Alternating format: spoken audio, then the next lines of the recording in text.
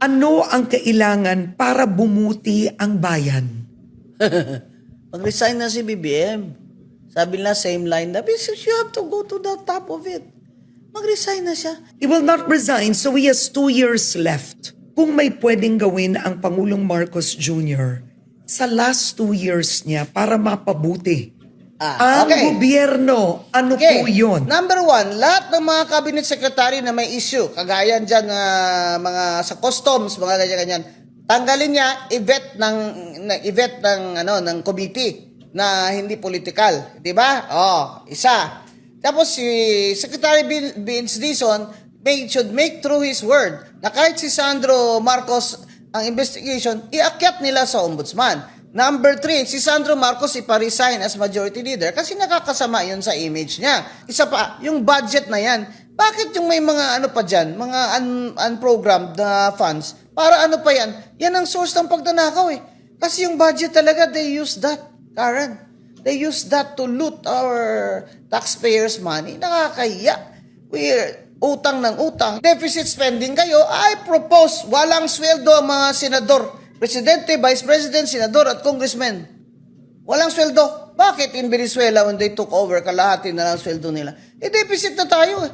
Tingnan mo yan pag walang sweldo, per diem lang bawat at upo mo dyan, babayaran kung di pa mag 100% attendance yan. Hello po, again and again, sa panibago naman po nating babasahin, mag-a-update po tayo. Ito po ay lagi ako ditong binabash eh. Lagi akong sinasabihan na isa lang ang lagi kong tinatarot. Pero noon natarot ko na po to, ewan ko lang ba't hindi naririnig at na papanood ng mga nagbabash sa akin. Minsan ko na po itong tinarot. Ito po ay isang lalaki na nakaupo bilang isang presidente natin. Ito po ay si Ginoong Ferdinand Bongbong Marcos Jr. Ito, bago po ako magtarot, mga kabechi, yan, mga ka-sister Windra, mga ka-Windra fanatics, mayroon po akong napansin na ito po ay akin pong itatakel sa inyo. Alam naman po natin na ako isang psychic, at the same time feng shui master, at the same time nag-a-analyze through the name and through number. Ito po ay akin lang i-intro bago po ako magtarot. Si Bongbong Marcos po ay pang-17 presidente ng ating Pilipinas. Ito, actually hindi ko po siya nakikita, hindi ko po siya nakakausap. At kahit natarot ko siya noon at nangyari ang mga tinarot ko, ngayon i-analyze natin.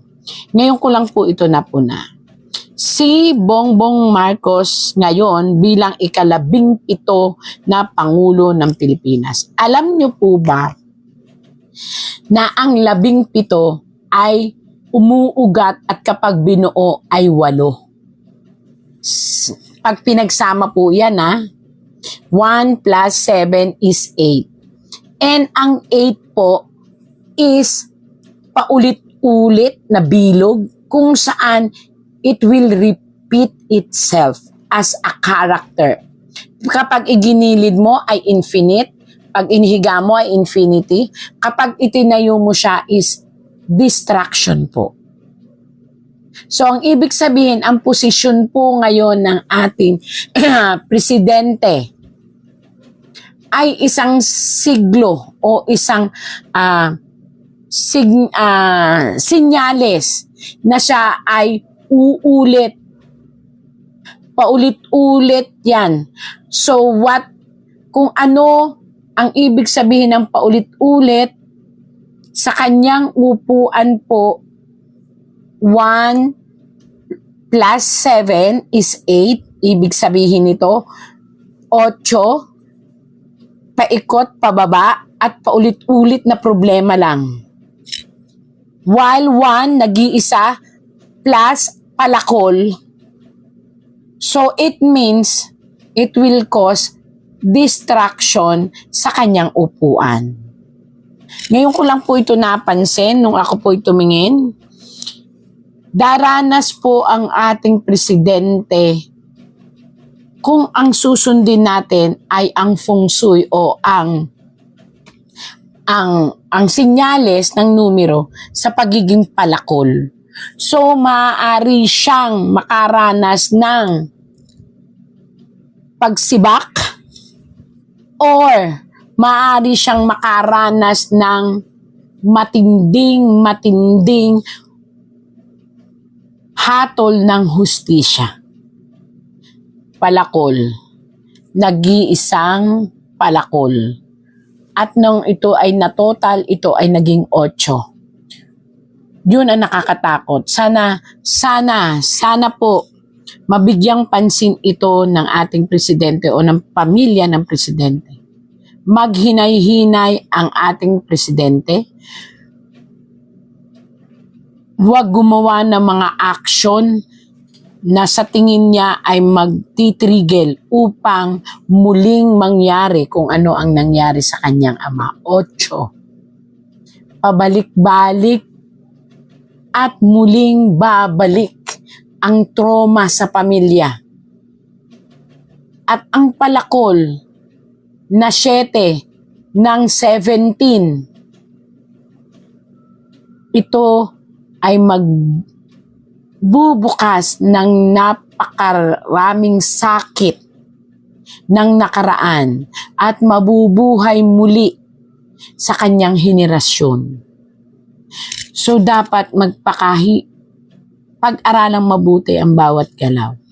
Kung sa tingin ninyo na talagang kinakailangan yung pakinggan ang sigaw ng mamamayang Pilipino para hindi totaling masira ang imahen ng inyong pamilya dahil siya bilang isang lalaki ang ngayon ang kumakatawan bilang isang Marcos, pag-aralang mabuti ang bawat galaw. Tandaan niyo po, ang 8 ay pabalik-balik lang na sitwasyon.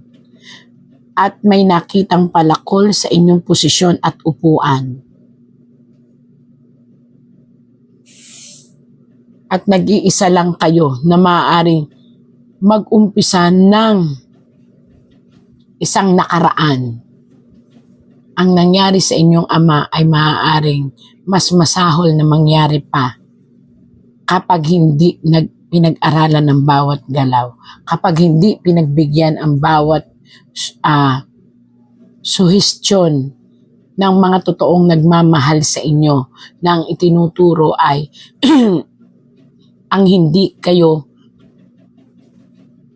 mabilang sa biglaang desisyon ng masang Pilipino. Again and again, ito po ay ayon sa pagbabasa ko sa 17, mahina po ako sa Tagalog, mas maganda yung sa English. 17 na presidenteng nakaupo.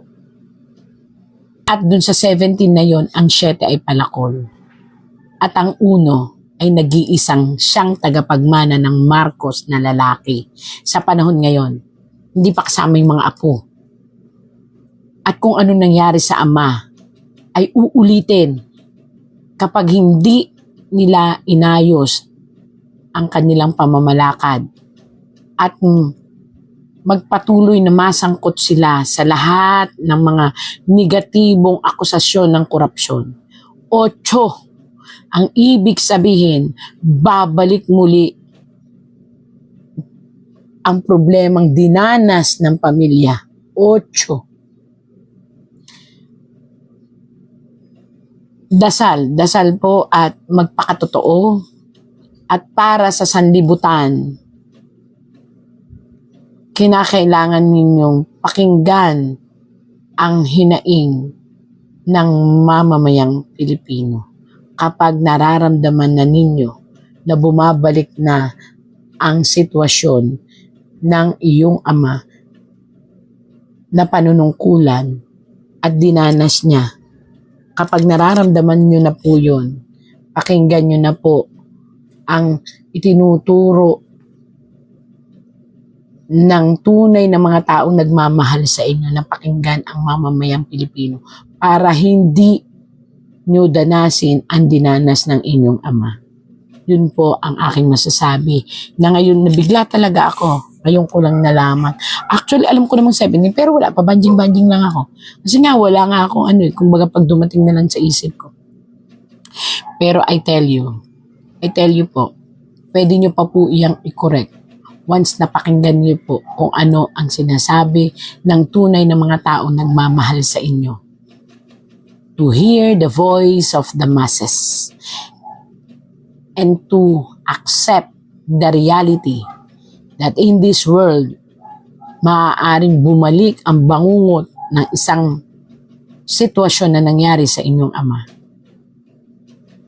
Dahil kayo'y nakaupo sa 17 numero ng pagka-presidente. Ang tunay na problema ng Pilipinas ay hindi ang gera sa Middle East, kundi ang pagwawaldas ng buwis. Mahigit 300 billion pesos ang mawawala sa ating ekonomiya ngayong taon dahil sa pagtaas ng presyo ng langis. Pero dahil sa pagwaldas ng pera nung wala pang krisis, ang ating pambansang utang ay lalampas na sa 19 trillion pesos.